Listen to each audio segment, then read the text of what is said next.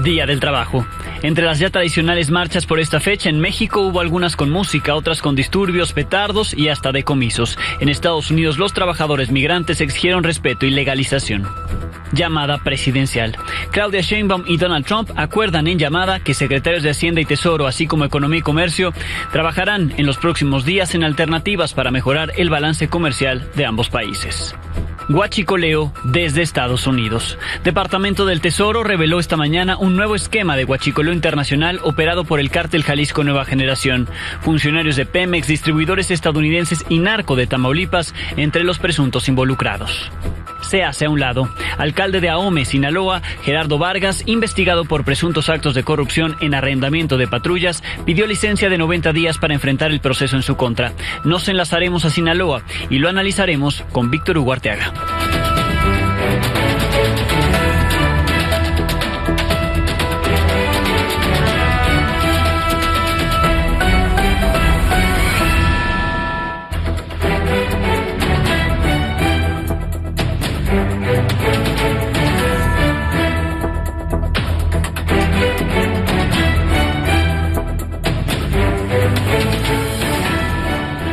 Buenas noches. Este jueves, en el Día Internacional del Trabajo, hubo marchas, como ocurre cada año, la mayoría pacíficas, pero en otras destacó la música de tambora. Y aquí en la Ciudad de México, disturbios, petardos y hasta decomisos de objetos.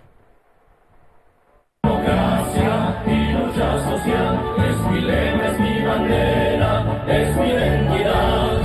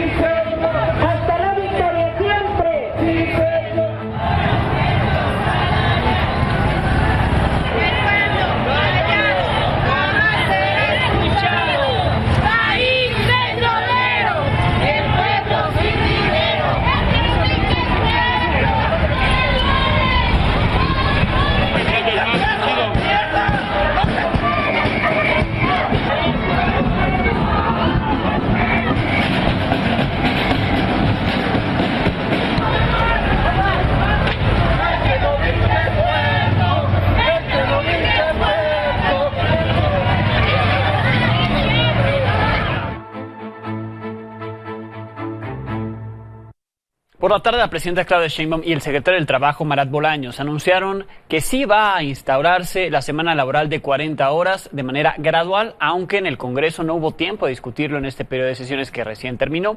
Informaron que a partir de hoy y hasta el año 2030 se implementará este cambio gradual. Sin mencionar si se hará o no una ley al respecto, dijeron que se va a convocar entre el 2 de junio y el 7 de julio a todos los sectores involucrados para definir cómo se podrá lograr el objetivo de reducir la jornada laboral a 40 horas semanales. Reduciremos de manera gradual la semana laboral hasta llegar a más tardar en enero del año 2030 a un total de 40 horas semanales. Todas estas grandes reformas que se han hecho en México han sido por consenso. El día de hoy lo que abrimos son las mesas de trabajo para que nos sentemos con empresarios, los representantes sindicales, las y los trabajadores, para ver cómo vamos a conseguir esa jornada laboral. Alguien dirá, pues es que a lo mejor no es el mejor momento. No, siempre es un buen momento, siempre, para defender a las y los trabajadores de México. En Estados Unidos también salieron a las calles cientos de personas para mostrarse en contra de las políticas que la administración Trump ha implementado desde su regreso a la Casa Blanca, particularmente las políticas migratorias. Estados como Arizona, Nueva York, California se sumaron a estas movilizaciones, al igual que Washington, donde la esposa de Kilmar Abrego García, el migrante salvadoreño enviado por error al Centro de Confinamiento del Terrorismo en El Salvador, envió un mensaje al frente de la Casa Blanca para que se haga justicia por su esposo y que sea devuelto a Estados Unidos. Chicago fue otro de los estados de las ciudades en un estado como Illinois en el que hubo protestas y los migrantes fueron quienes encabezaron estas manifestaciones. Comercios, sacerdotes y hasta el alcalde de la ciudad se sumaron a las muestras de apoyo para la comunidad migrante. Mi compañero Ángel Hernández está allá y esta es la crónica.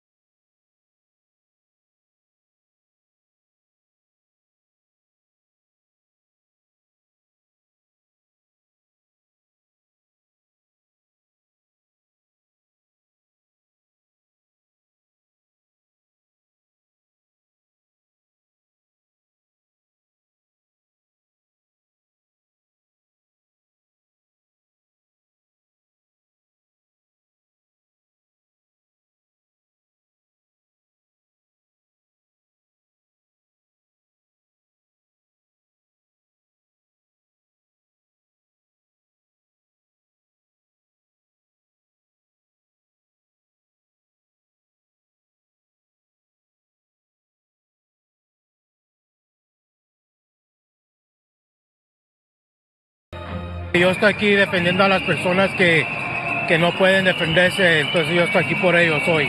Él es racista, no quieren a los latinos, dice que todos los latinos son criminales, por eso es que yo decidí a imprimir esta camisa. Algunos trabajadores que no pudieron manifestarse salieron a la calle unos minutos para solidarizarse mientras el contingente de la protesta pasaba por sus centros laborales. Hasta sacerdotes hicieron un llamado para que Trump deje de acosar a personas en situación de movilidad y que abandone sus intenciones de prohibir la ciudad de santuario y los refugios como lo han sido iglesias y escuelas. Immigrants are the lifeblood of this country. Our country was made by immigrants and continues to be so, but many immigrants are under attack now by our current government, unjustly. And so we're here, especially today, to protest the unjust deportation and the fear that our immigrants live under. Durante la manifestación, el alcalde de Chicago, un abierto opositor de Trump, refrendó su compromiso para proteger a los migrantes. That because we have the strength that is out here today, we're going to protect the interests of working people and stand up and defend the evolution of our democracy. Desde Chicago, con imágenes de Estefanía Vera, para Milenio Noticias, Ángel Hernández. Esta mañana se hizo oficial el relevo en el Instituto Nacional de Migración en México, con Sergio Salomón como nuevo comisionado.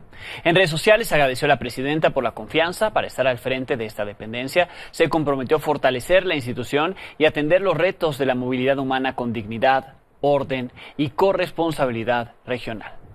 Ayer ya no le presenté la despedida de su antecesor, de Francisco Garduño. En redes sociales agradeció a quienes integran el INM diciendo que se iba con el alma llena de orgullo, aprendizajes y memorias imborrables. Imborrables como las imágenes que compartió en un video acompañando esta publicación, donde, por ejemplo, se le ve visitando hospitales donde había personas que sobrevivieron al incendio de la estación migratoria de Ciudad Juárez, Chihuahua. O cuando encabezó la repatriación de cuerpos de los fallecidos a sus países de origen. Sí, en su recuento de actividades en el cargo están las acciones que hizo consecuencia de su negligencia y su omisión en el caso. Si no hubiera ordenado la detención y retención de esos migrantes, si no hubiera contratado a la empresa de seguridad que no encontró la llave de esa celda, no habría tenido que trabajar entre heridos y muertos. La tragedia simplemente no habría ocurrido. En fin, hay quien presume lo que a otros daría vergüenza.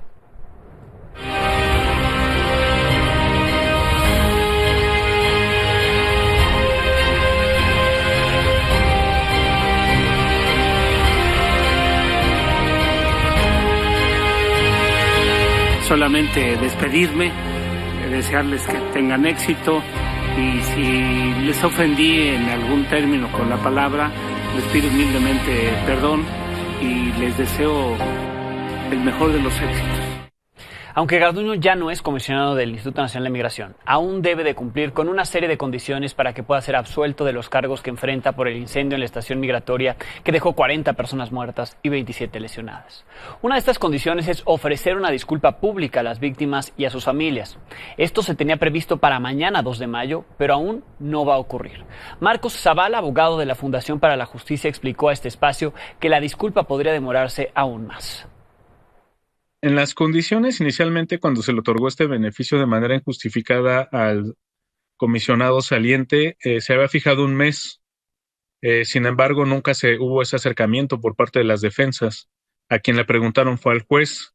Y entonces el juez lo que consideró es que dejó que durante el año y medio en el cual se congeló el proceso del comisionado, se realizaran toda la logística, organización, el mismo texto de la disculpa tiene que considerarse pues las condiciones que las víctimas requieran para dignificar su dignidad, sus derechos, la pérdida de sus familiares.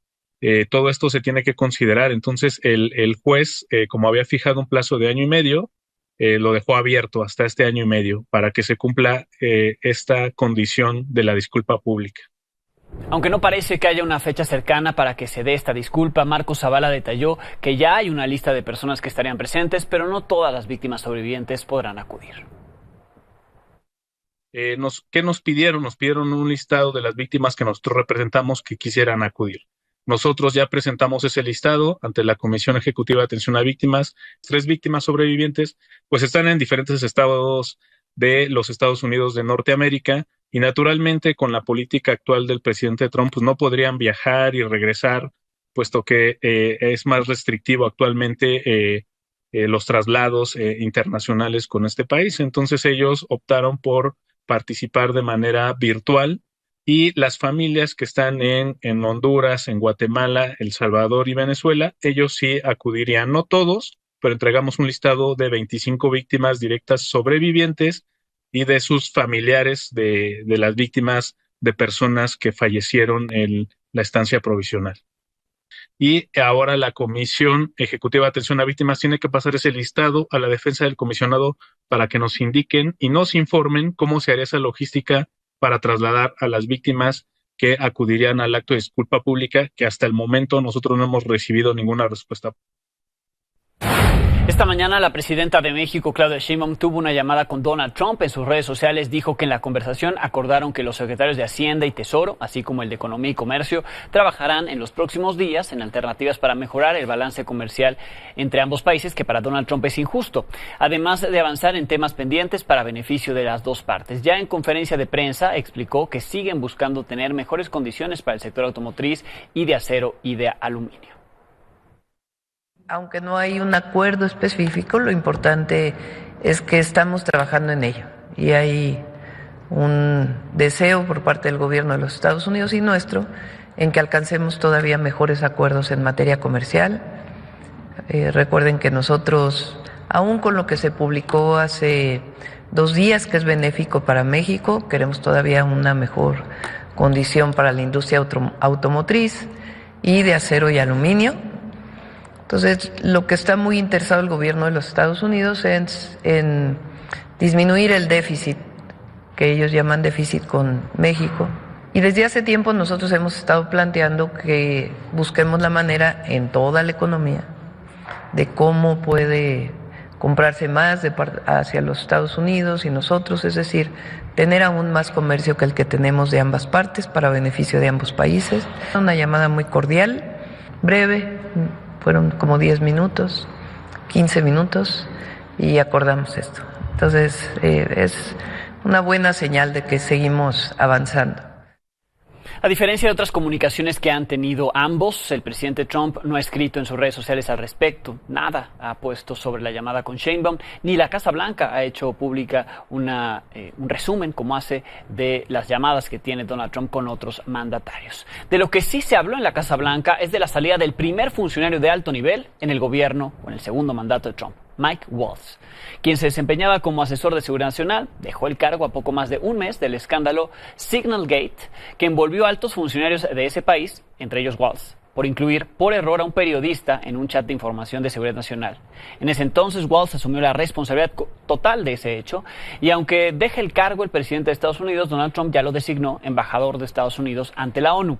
Será Marco Rubio, el secretario de Estado, quien ocupe temporalmente el lugar como asesor de seguridad para Trump, mientras seguirá como secretario de Estado. El vicepresidente J.D. Vance aseguró que la salida de Waltz no responde a ningún escándalo. Look, I think the media wants to frame this as a firing. Donald Trump has fired a lot of people. He doesn't give them Senate-confirmed appointments afterwards. What he thinks is that Mike Waltz is going to better serve the administration, most importantly, the American people in that role, and I happen to agree with him. If the president wanted to fire him over the Signal thing, which, by the way, was a total nothing burger of a story, he would have just done it. But he actually decided it's better for Mike to be in this new role. El Departamento del Tesoro de Estados Unidos reveló esta mañana un nuevo esquema de huachicoleo internacional, presuntamente operado por el cártel Jalisco Nueva Generación.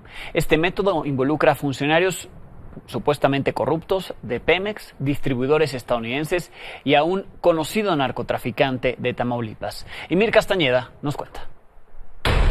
De acuerdo con el Departamento del Tesoro de Estados Unidos, el cártel Jalisco Nueva Generación ha convertido al huachicol en su segunda fuente de ingresos más importante después del tráfico de drogas, y su principal víctima es Petróleos Mexicanos. This criminal network generates hundreds of millions of dollars a year, no more. By taking strong actions against this lucrative revenue stream, we are denying the cartel the opportunity to wreak further havoc in the United States and Mexico. Las investigaciones señalan que el grupo criminal obtiene combustible procesado y petróleo crudo a través de sobornos a funcionarios corruptos de Pemex, pero también utilizando tácticas como la ordeña de ductos, robo a refinerías y amenazas a trabajadores. Después de robar el combustible a Pemex, los criminales lo transportan a centros de distribución como Veracruz, Altamira y Monterrey, para después enviarlo en pipas hacia Estados Unidos, donde es introducido al mercado negro, etiquetado como aceite usado, para evadir impuestos. El líder huachicolero del cártel Jalisco fue identificado como César Morfín, alias El Primito, un conocido narcotraficante de Tamaulipas que en el pasado lideró una célula del cártel del Golfo, pero que pasó a trabajar con el cártel Jalisco Nueva Generación debido a su cercanía con el Mencho. El Primito fue sancionado por el Departamento del Tesoro junto a sus dos hermanos, Álvaro Noé y Remigio Morfín, quienes lo apoyan con la operación de al menos 2 empresas identificadas como Servicios Logísticos Ambientales y Grupo Jala Logística. Today, Treasury is sanctioning a major Mexican cartel network that is involved in poisoning Americans with fentanyl and fuel theft, which is a cash cow for illicit actors. The individuals and entities we are targeting are linked to Cartel Jalisco Nueva Generación. El vínculo entre el cártel Jalisco Nueva Generación y el huachicoleo internacional fue revelado una semana después del operativo realizado en la planta Arroyo Terminals, ubicada en Texas, y la detención de sus dueños, a quienes se les aseguró una mansión valuada en alrededor de 170 millones de pesos. Además, se suma al esquema de huachicoleo a través de buques en puertos como los de Guaymas y Ensenada, en los que se aseguraron 18 millones de litros de diésel. Para Milenio Noticias, Emir Castañeda. Por cierto, el presunto líder de esta red de huachicol internacional, del cártel Jalisco Nueva Generación, César Morfín, El Primito, amenazó en el año 2023 al ex secretario de Seguridad de Tulum, a José Rodríguez Bautista, quien fue asesinado a balazos el 21 de marzo por órdenes de un líder criminal de Tamaulipas. Podemos intuir de quién. En Morelos, ayer fue asesinado el ex policía federal Iván Morales Corrales, quien exactamente un día como hoy, hace 10 años, sobrevivió a la caída de un helicóptero que fue derribado por órdenes directas de Rubén Oseguera Cervantes, el Menchito, hijo del líder máximo del cártel Jalisco Nueva Generación. El vehículo en el que viajaba recibió más de 50 disparos. Amílcar Salazar Méndez nos cuenta. De la División de Inteligencia, el suboficial Iván Morales Corrales.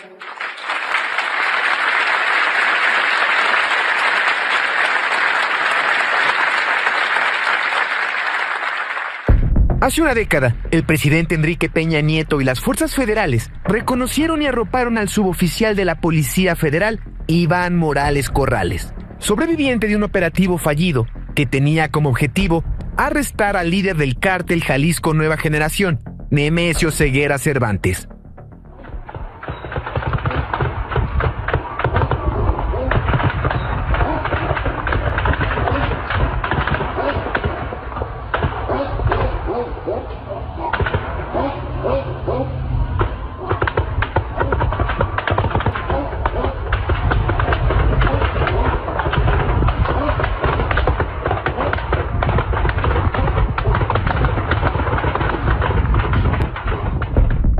La tarde de este miércoles, el valiente suboficial y su esposa fueron emboscados y asesinados en Temisco, Morelos. Su camioneta tenía más de 50 orificios de bala. De los sicarios, nadie sabe nada.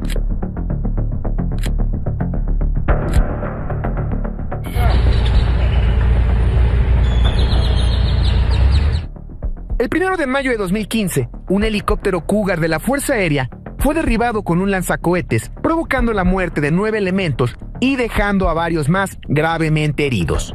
El ataque marcó un parteaguas en la lucha contra esta organización criminal. Apenas un mes antes, el Mencho había sido incluido en la lista negra del Departamento del Tesoro de Estados Unidos. De acuerdo con reportes de la Secretaría de la Defensa Nacional, la agresión ocurrió en el Camino Casimiro Castillo, Villa Purificación, en Jalisco. En la aeronave viajaban paracaidistas que descenderían a rapel para interceptar el convoy criminal. Sin embargo, fueron recibidos a balazos. Después de una persecución, el Cougar fue alcanzado y derribado por instrucciones de Rubén Oseguera, el Menchito, hijo del líder del cártel Jalisco. El fallido operativo derivó en una violenta reacción en al menos 25 municipios de Jalisco, Colima y Guanajuato, con más de 40 bloqueos y 10 gasolineras y negocios incendiados. Además, cambió la vida de Iván Morales, quien estuvo en estado crítico por tener quemaduras en más del 70% del cuerpo, pero sobrevivió y se sometió a más de 15 cirugías reconstructivas. En septiembre del año pasado, el exagente compareció ante la Corte Federal de Washington contra el autor del ataque que mató a sus compañeros, el Menchito. A nosotros nos empezaron a disparar. En ningún momento disparamos. Recuerdo que empezamos a caer. Hubo un impacto muy fuerte que sentí que empezó a incendiar el helicóptero y fue cuando empezamos a caer y hubo una fuerte explosión. Su testimonio y el de otros testigos más permitió que un jurado declarara culpable al capo y el 7 de marzo fue sentenciado a cadena perpetua. Para Milenio Noticias, Amílcar Salazar Méndez. Hace una semana le conté del asesinato de la buscadora María del Carmen Morales y de su hijo Jaime Daniel Ramírez en el municipio de Tlajomulco de Zúñiga, Jalisco. Esta tarde el gobernador Pablo Lemus informó que 2 hombres involucrados en este ataque fueron detenidos. Se trata de Juan Manuel, de 27 años, y José Luis, de 24. La Fiscalía Estatal los trasladó al penal de Puente Grande. También los investiga por sus posibles vínculos en otros casos de homicidio y tentativa de feminicidio.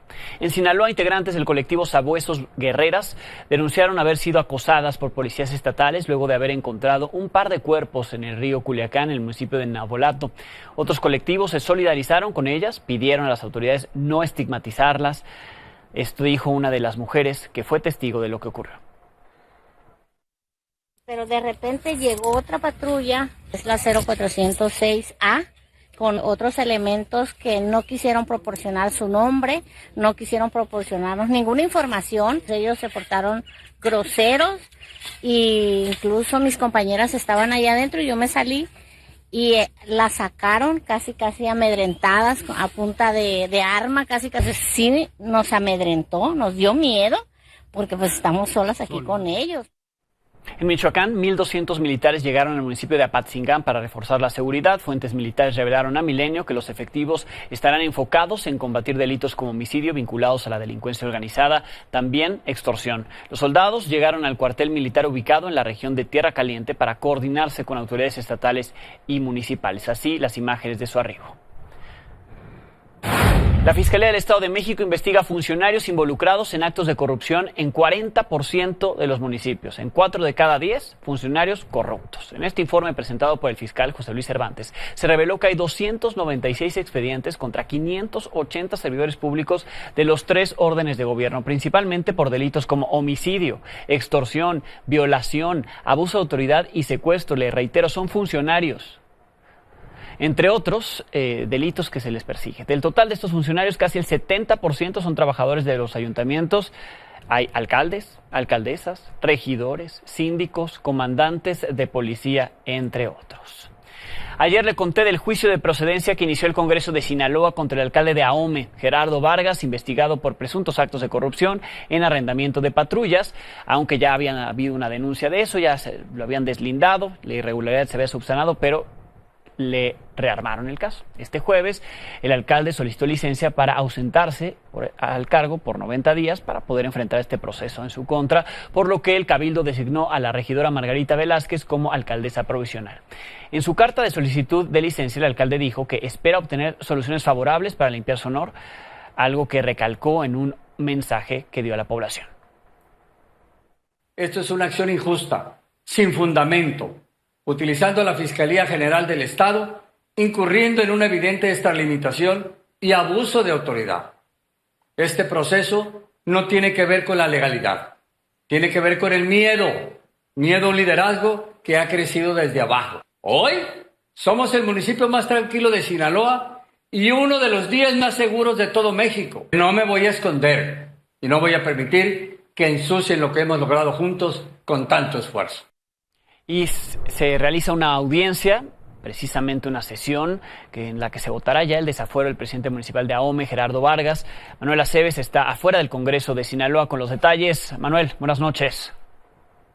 Buenas noches, Alejandro. Efectivamente me encuentro en el Congreso del Estado de Sinaloa, donde a diferencia del bullicio que prevalece en las sesiones de los martes y los jueves, se encuentra bastante tranquilo, y esto porque se está llevando a cabo la sesión secreta donde se discute esta declaratoria de procedencia o desafuero en contra de Gerardo Vargas Landeros y del diputado Genaro García Castro para ser investigados por el presunto delito, por presuntas irregularidades en el arrendamiento irregular de 126 unidades de seguridad pública por un monto aproximado de 171 millones de pesos.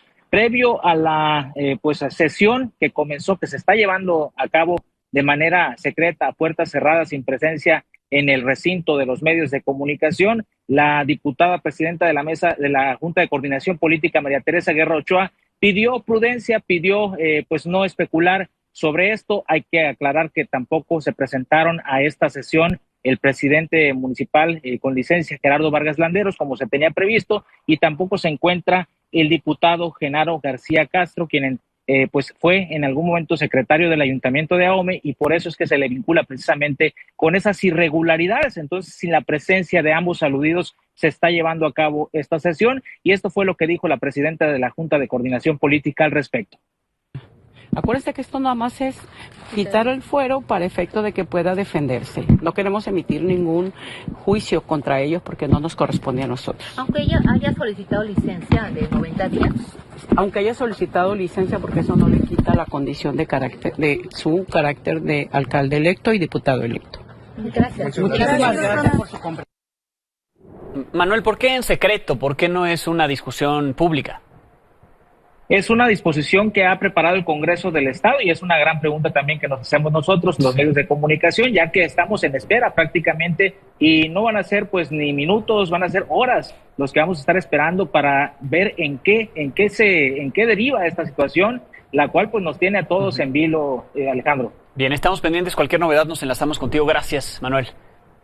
Buenas noches. Para hablar al respecto, me enlazo con Víctor Hugo Arteaga, periodista, investigador, ganador de un Premio Nacional de Periodismo y quien estuvo al tanto de las elecciones en Sinaloa 2020 y 2021. Víctor Hugo, qué gusto saludarte.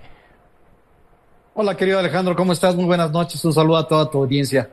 ¿A qué se puede deber este caso, esta persecución contra este alcalde? Ayer decíamos que podría tener que ver con la elección que viene, la del 2027, porque es aspirante a la candidatura de Morena. Es un caso que también dimos a conocer desde ayer, un caso que ya la propia auditoría había dicho que se había subsanado, ¿no? Pero bueno, surge, está en discusión, hoy solicita licencia el alcalde, están discutiendo el desafuero. ¿A qué obedece esto, si es que nos puedes ayudar a entenderlo?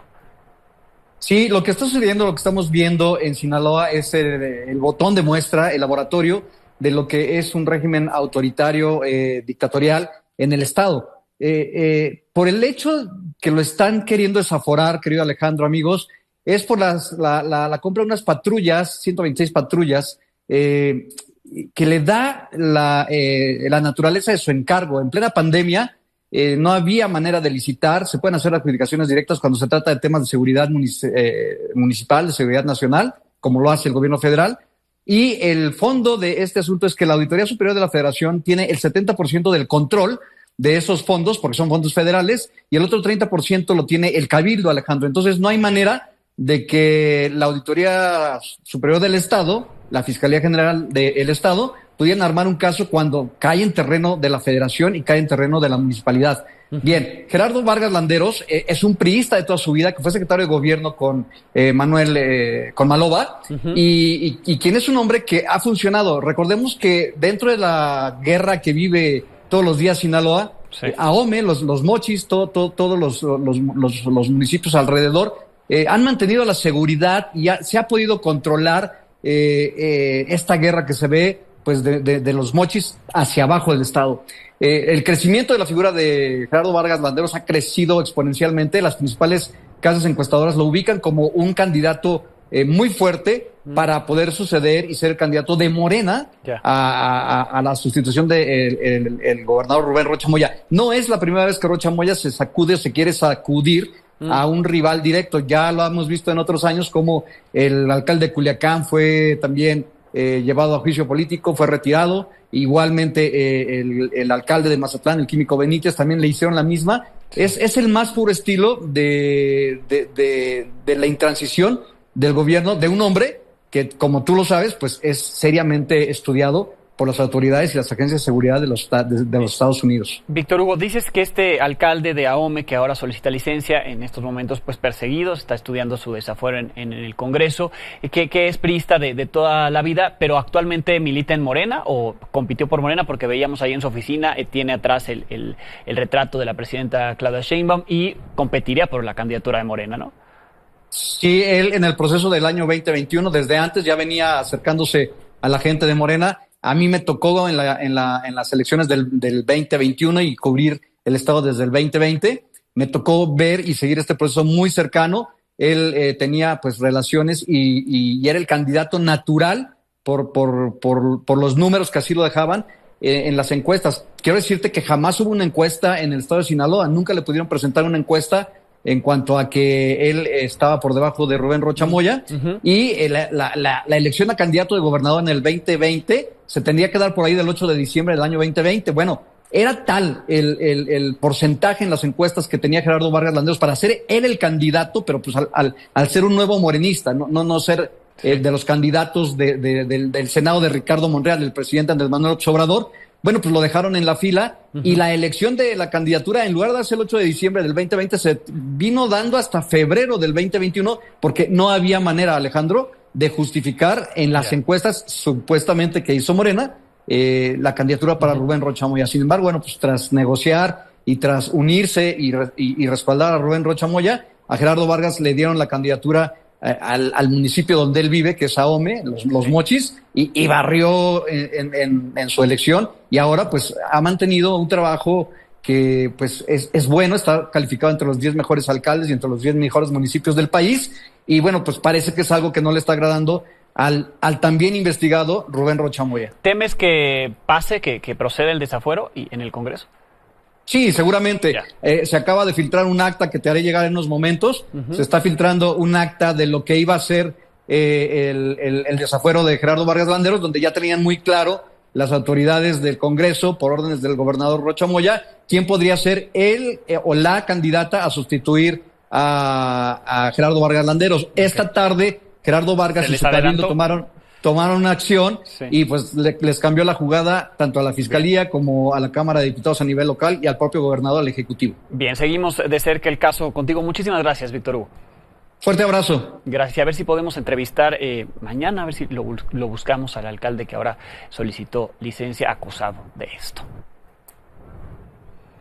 En información política, tal como lo anunció la presidenta Claudia Sheinbaum, dedicó parte de su conferencia de hoy para hablar del Fobaproa en medio de este enfrentamiento, esta confrontación que tiene con el expresidente Ernesto Zedillo desde hace varios días, mediante un video y un mensaje de más de media hora por parte del titular de la Unidad de Inteligencia Financiera, Pablo Gómez, en el que se expuso el contexto del rescate de los bancos en el sexenio de Zedillo. Pablo Gómez dijo que Zedillo mintió sobre que el Fobaproa fue auditado, señaló que quiso mantenerlo en secreto con un documento encriptado. La presidenta contestó a la carta del expresidente afirmando que ella no habría hecho lo mismo para salvar a los bancos, porque en la carta de Zedillo le preguntaba a usted qué hubiera hecho y esta es la respuesta que dio: yo no habría hecho lo mismo. Descartó llevarlo ante la justicia por la implementación del Fobaproa, dijo que se seguirá pagando la deuda e invertirá invitará al secretario de Hacienda a explicar el tema. Llamó a los afectados por este tema a exponer su caso y dijo que mañana van a hablar de las represiones cometidas en ese sexenio de Zedillo. Dice Zedillo que se auditó el FOAPRO y que se entregaron los resultados en su momento. Miente feo. Aquí está el que no quisieron entregar. Entregaron en la Cámara un disco encriptado. Tenía 5 llaves. ¿Saben que esto no iba a ser conocido nunca con el sistema del encriptamiento con 5 llaves, ¿no? Con el PRI que dijera no? No es tanto un tema penal, es un tema de qué opina el pueblo de México y que se conozca lo que ocurrió. ¿Qué ocurrió en aquella época y cómo es posible que un expresidente que hizo este desfalco a la nación, que se caracterizó por la represión, que diga es cierto? ¿Qué fue lo que le pasó? Su historia. Si quieren, invitamos al secretario de Hacienda y para que nos platique por qué se tiene que seguir pagando esta deuda, qué significa, porque no es tan sencillo, ¿no? Dejar de pagar una deuda tiene sus implicaciones. Sobre la reforma al Poder Judicial, la Conferencia del Episcopado Mexicano manifestó su miedo por los comicios, la elección del 1 de junio. El presidente de la conferencia, Ramón Castro, señaló que el temor viene de que el Poder Judicial quede en manos del crimen organizado, ya que hasta el gobierno federal ha advertido de algunas candidaturas con presuntos vínculos de ese estilo. El tema se habría abordado durante su asamblea plenaria, donde se reconoció que la reforma judicial era necesaria, pero los integrantes de la Iglesia Católica aclararon que solo el tiempo dirá si fue la manera adecuada de implementarla. Por cierto, sigue la promoción de la elección judicial por parte de funcionarios afines al gobierno. Ahora fue el presidente de la Cámara de Diputados, Sergio Gutiérrez Luna, quien comenzó su gira nacional para promocionar esta elección. Lo hizo en Pachuca, Hidalgo, donde repartió volantes y carteles en los que se puede ver la leyenda "Vota el 1 de junio por los ministros, magistrados y jueces del nuevo Poder Judicial". Destaca que esta propaganda tiene los colores de su partido, de Morena, el guinda, el negro, fondo blanco. Además de estos carteles que han aparecido en varios estados, también se ha podido observar lonas, bardas, pintadas, todas ellas con los colores de Morena. Están promocionando una elección que nada tiene que ver con los partidos, pero ahí está el sello. No se sabe quién está pagando esto, tampoco traen logotipo, pero los colores son evidentes. Ahí está el guinda, negro, blanco, característicos del partido que gobierna el país. Tanto las lonas como las bardas pintadas han aparecido en al menos 7 entidades. Algunas autoridades electorales locales informaron que ya recibieron denuncias por este tipo de bardas y lonas y solo aseguran que se está investigando sin dar más detalles. Ayer concluyó el periodo ordinario de sesiones del Congreso. Uno de los pendientes que quedaron fue la aprobación de las leyes secundarias para prohibir la venta de vapeadores. Hasta ahora su venta legal está prohibida, pero en el mercado negro se continúa vendiendo sin temor. Es decir, el mercado negro ha sido el beneficiado. No hay leyes secundarias y así están vendiéndolos. Este es un trabajo de Erika Flores. Está revisando Ernestina Godoy la ley secundaria por las sanciones de aquel que venda. El mercado negro de venta de vapeadores, que surgió después de que el Congreso Federal prohibió su venta en el mercado legal hace 4 meses, continúa. Y la iniciativa de leyes secundarias para regular este mercado no llegó al Congreso en el periodo ordinario de sesiones que concluyó el miércoles 30 de abril. El mercado negro se localiza a lo largo de la calle Correo Mayor, justo a espaldas de Palacio Nacional, desde la calle Corregidora hasta pasar el Hospital Gregorio Salas, en la periferia del barrio de Tepito. En internet las ventas siguen. En algunas plataformas un vapeador económico vale 200 pesos, pero en la calle Corregidora el más barato cuesta 20. El mercado negro está porque fue justo lo que advertimos, que el prohibir un producto no iba a inhibir el consumo del mismo. ¿Usted vapea? Yo vapeaba. ¿Ya no? No, porque no confío en los productos del mercado negro. Encontramos este vapeador de 20 pesos en Tepito. Entonces, nos gustaría conocer ahí su opinión. Bueno, de dónde venga. No, pica mucho en la garganta. Yo creo que sí vale 20 pesos. Otra usuaria de vapeadores revisó el mismo producto.